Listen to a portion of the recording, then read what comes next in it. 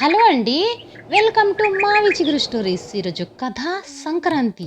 ఈ కథ రచించిన వారు ఆకునూరి మురళీకృష్ణ గారు. ఈ కథ మీకు నచ్చితే లైక్ చేయటం మర్చిపోకండి. మీకు ఎలా అనిపించిందో కామెంట్ చేసి చెప్పండి.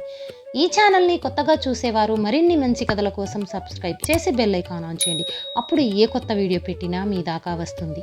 ఇక కథ మొదలు పెడదాం.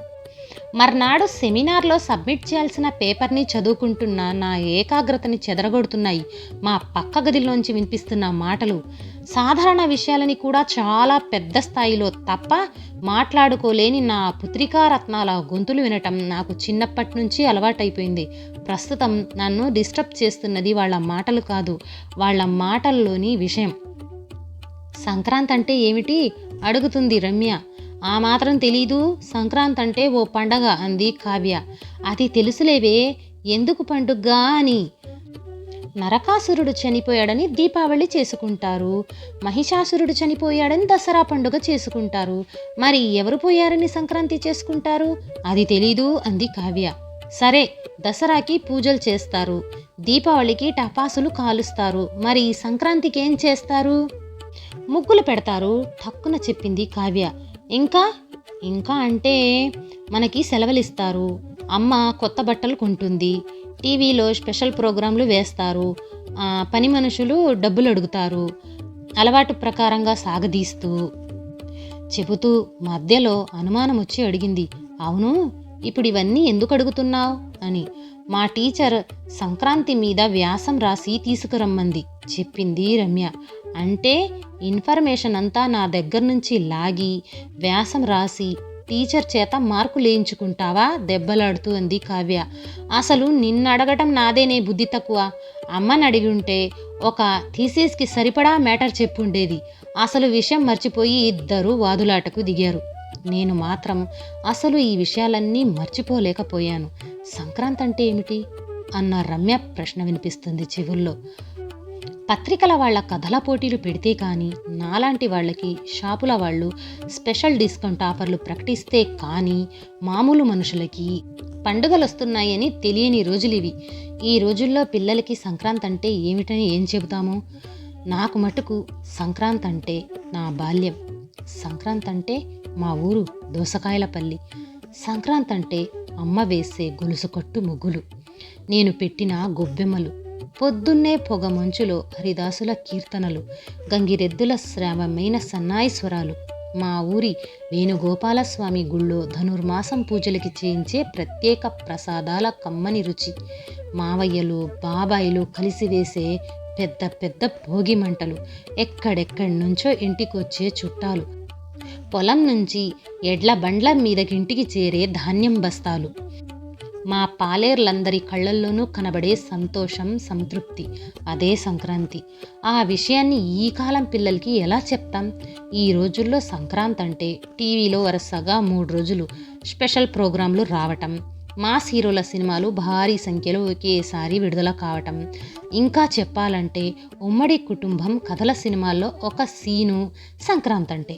అలాంటిది వీళ్ళకి నిజమైన సంక్రాంతి గురించి చెప్పాలంటే కాలాన్ని ఒక్కసారి వెనక్కి గిర్రున తిప్పేసి సంక్రాంతి లైవ్ ఫ్రమ్ దోసకాయలపల్లి అని ఒక ప్రోగ్రాంని చూపించాల్సిందే.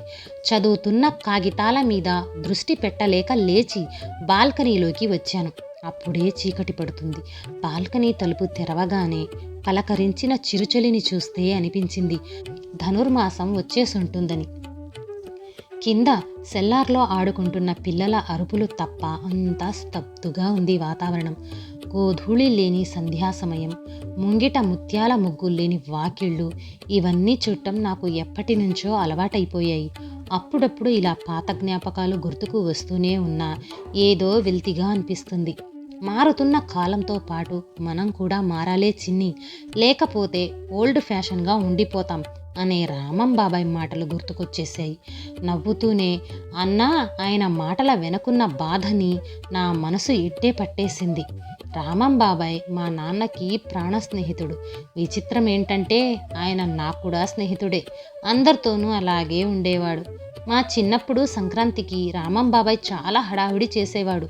పండక్కి 10 రోజులు ఉందనంగానే నాన్నని పట్నం బయలుదేరదీసి మా ఇంట్లో వాళ్ళకి, వాళ్ళ ఇంట్లో వాళ్ళకి, వచ్చే చుట్టాలకి కొత్త బట్టలు కొనిపించేవాడు.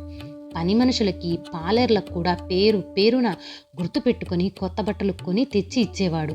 పండుగలకి అర్థం, పరమార్థం మనకున్నది నలుగురితో పంచుకోవటమే ప్రత్యేకంగా సంక్రాంతి పండుగ నేలతల్లి మనకిచ్చే బహుమతి అయితే, సంక్రాంతి చేసుకోవటం నేల తల్లికి మనమిచ్చే బహుమతి అనేవాడు.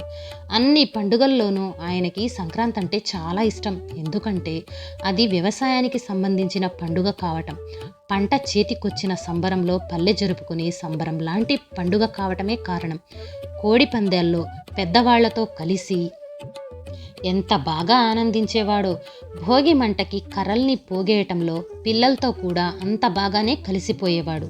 మేం ముగ్గులు పెడుతుంటే తెల్లవారుజామున మాతో పాటు లేచి మాకు సహాయంగా అరుగు మీద కూర్చొని మేం పెట్టే ముగ్గుల్ని చూసేవాడు. మాకు గొబ్బిళ్ళ కోసం ప్రత్యేకంగా ఓ మనిషిని పురమాయించి ఆవు పేడ తెప్పించేవాడు. సంక్రాంతి వచ్చేసరికి మా పెరటి గోడ మొత్తం భోగి పిడకలతో నిండిపోయేది. ఊళ్ళో పిల్ల, పెద్ద, ధనిక, పేద అన్న భేదాలు లేకుండా అందరూ కలిసిమెలిసి సంక్రాంతి సంబరాలు జరుపుకోవటం వెనక రామం బాబాయ్, మా నాన్నల పాత్ర ఎంతో ఉండేది. ఏ కారణం చేతనైనా, ఎవరి పొలంలోనైనా పంటలు సరిగ్గా పండకపోతే వాళ్ళకి సహాయం చేయటంలోనూ, అంతా కలిసి సమిష్టిగా వ్యవసాయం చేసి ఎక్కువ పంటలు పండించటంలోనూ మా ఊరు అందరికీ ఆదర్శప్రాయంగా ఉంది. ఇదంతా ఎప్పటి మాటో. కాలానుగుణంగా అన్ని పల్లెల్లోనూ మార్పులు వచ్చినట్టే మా ఊళ్ళోనూ వచ్చింది.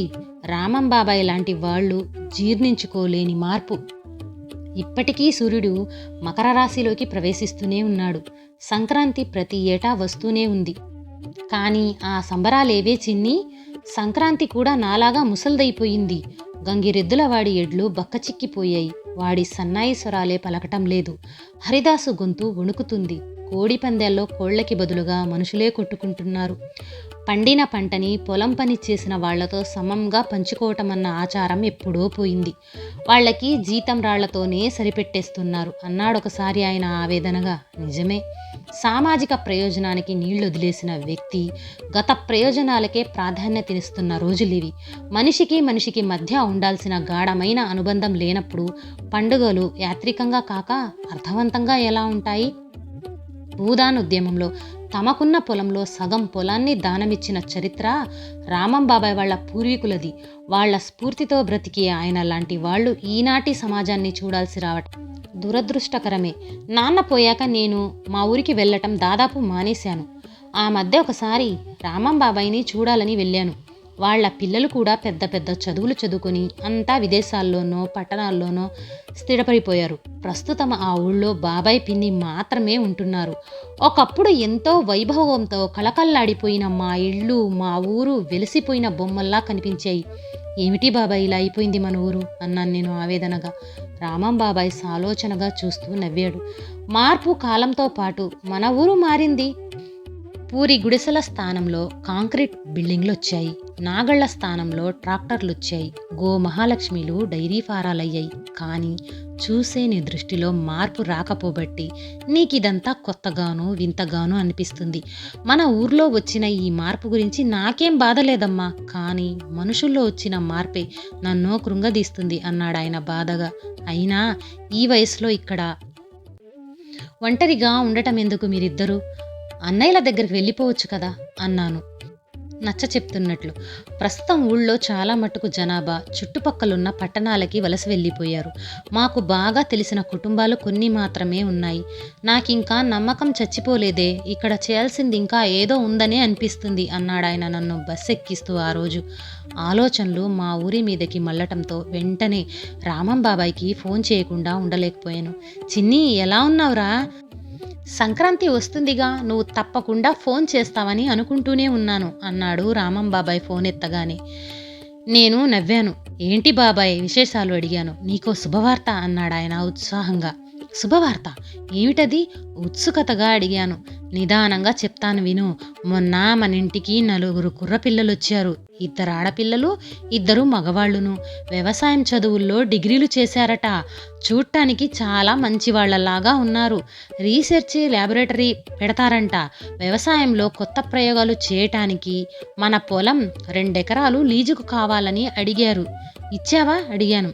2 ఎకరాలు లీజుకి కాదు, మొత్తం పొలం ఊరికే ఇచ్చేస్తానన్నాను నేను చెప్పినట్లు వింటే.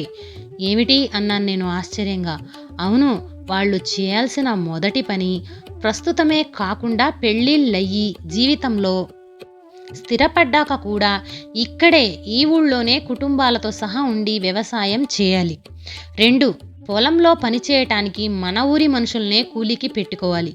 3, పంట చేతికి రాగానే వాళ్ళకి కావలసిన లాభం వాళ్ళు తీసుకుని మిగిలిన దాన్ని కూలీ డబ్బులతో పాటు పనిచేసిన వాళ్ళందరికీ సమానంగా పంచాలి.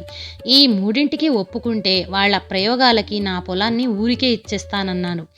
మరి వాళ్ళేమన్నారు సంభ్రమంగా అడిగాను. నా నమ్మకం ఉమ్ము కాలేదు. వాళ్ళు సంతోషంగా ఒప్పుకున్నారు. ఈ సంక్రాంతి నాడే వాళ్ళ పరిశోధన సంస్థ ప్రారంభోత్సవం అన్నాడాయన సంతోషంగా. కంగ్రాచులేషన్ బాబాయ్, మొత్తానికి నువ్వు అనుకున్నది సాధిస్తున్నావు అన్నాను నేను కూడా ఎంతో సంతోషంగా. చిన్ని అన్నాడు బాబాయ్ ఆర్ద్రతగా. మన ఊళ్ళో మళ్ళీ త్వరలోనే సంక్రాంతి జరుగుతుంది. నిజమైన సంక్రాంతి. ఆ సంక్రాంతి నీ చిన్నప్పటి సంక్రాంతి అంత అందంగా ఉంటుందో ఉండదో చెప్పలేను, కానీ ఖచ్చితంగా అప్పుడున్నంత స్ఫూర్తితో ఉంటుంది. అప్పుడు నువ్వు తప్పకుండా మన ఊరికి రావాలి. ఆయన మాటలకి నా కళ్ళల్లో నీళ్ళొచ్చేసాయి. నీలాంటి మనిషి పుట్టటం ఈ నేల తల్లి చేసుకున్న అదృష్టం అనుకున్నాను మనసులో. ఫోన్ పెట్టేశాక చాలాసేపు అలాగే ఉండిపోయాను. ఇక నెమ్మదిగా తేరుకొని పక్క గదిలోకి వెళ్ళాను. ఏం పిల్లలు, సంక్రాంతి రోజులు వచ్చేసాయి, మరి ముగ్గులు పెట్టడానికి వస్తారా అడిగాను. ఈ అపార్ట్మెంట్ సందుల్లో ముగ్గులు పెడతామమ్మా, అందరూ తొక్కేస్తారన్నారు వాళ్ళు. ముగ్గులు తొక్కకూడదని ఎవరన్నారు? పోనీ మీరన్నట్లుగానే తొక్కినా చెరగకుండా పెయింట్తో వేద్దాం రండి. ముగ్గురం సరంజామాతో సహా వాకిట్లోకి చేరాం. ముగ్గు వేయటానికి చుక్కలు పెడుతూ మెల్లగా పెదవి విప్పాను. మా పిల్లలకి సంక్రాంతి గురించి, మా రామంబాబాయ్ గురించి చెప్పటానికి. ఈ కథ నచ్చితే లైక్, షేర్ చేసి తప్పకుండా సబ్స్క్రైబ్ చేయండి.